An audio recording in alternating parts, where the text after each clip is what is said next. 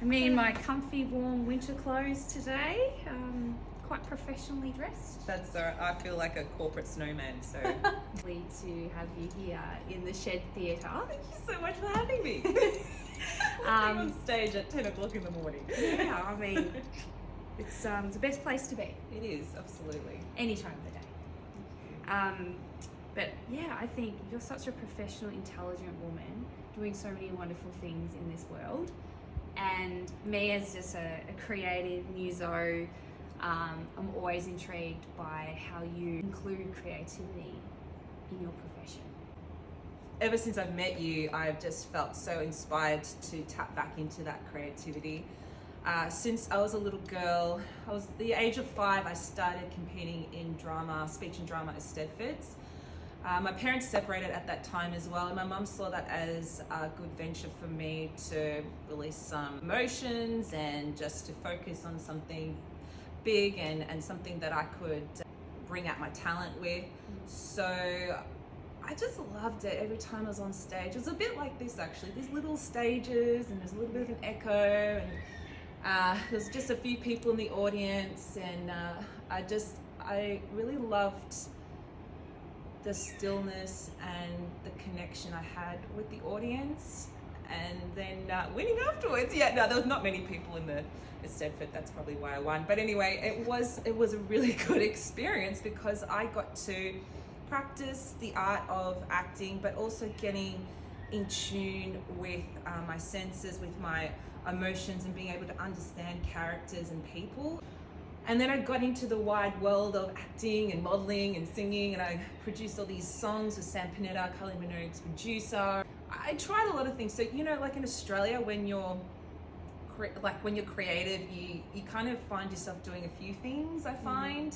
So you try like some extra work, even though, you know, you really want to feature it, and then you do some modeling and you be part of a promotion agency or an acting agency, and you just want to get work and experience. But I always knew I had more to give, because I felt it when I was performing as a little kid. I mean, it was no big stage and no big money involved, but it was something I just loved. Had to find a way to include it. So then I started including it. So with this older couple at Mornington Retirement Village, one has Alzheimer's and the other one had gone through a stroke, and so, you know, it was hard for her to balance, the one with the stroke. But the thing is, like, they didn't look like they had any issues at all. Like, I just saw them as just Healthy, normal people. Exactly.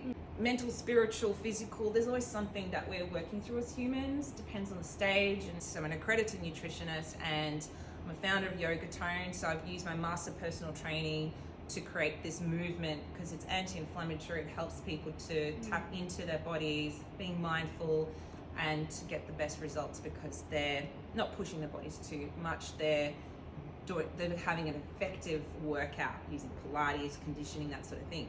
I just pressed Doris Day on my phone. I went onto YouTube, got Doris Day. I saw it was really hard to get them to move because they're like, what is this? Like, you're coming in to torture me. This is everyone's perspective of a trainer. It doesn't matter what you call yourself. They don't want to feel exhausted, or they don't want to push themselves when they're not well, I guess, maybe. You know, I mean, it depends on what they want to push.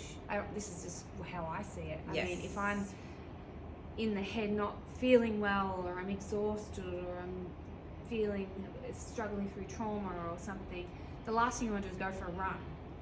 Heck yeah, that's right. And the minute I hear fitness or get healthy, or it's like, go for a run.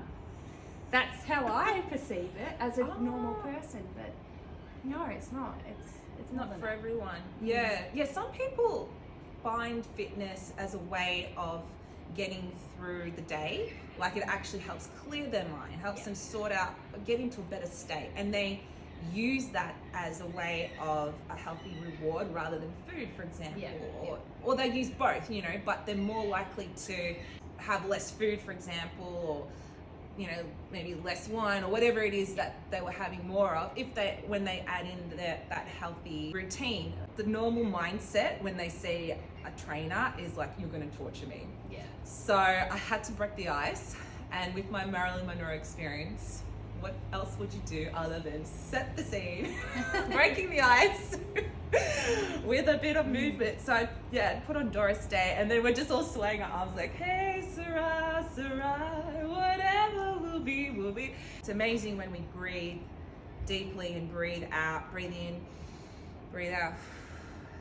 I won't put my morning breath on. So helps us to get into our bodies. And so I love using a mindfulness, breath work, singing, and sound bowl, trying to connect with people through story. As an artist, we just want them to connect with whatever's going on in their mind or body, or we just want them to express. It's not good to block it all in and But that's part of mental health, isn't it? Is to be able to let it out, tap into it, notice it in our bodies, express it or acknowledge it for ourselves, bring compassion to it. It's so powerful what happens in music, and I think that there's so much power or so much ability in artists to help people. More collaboration and working together with other areas of health that's going to assist people moving forward. Creativity and then health and fitness, bringing those two things together. And it's the same in the artist world, people bringing in like visual art and projector screens with their music, or dance with music, and connecting those different art forms, but now connecting other forms of health and well-being. And we've got to try these new things.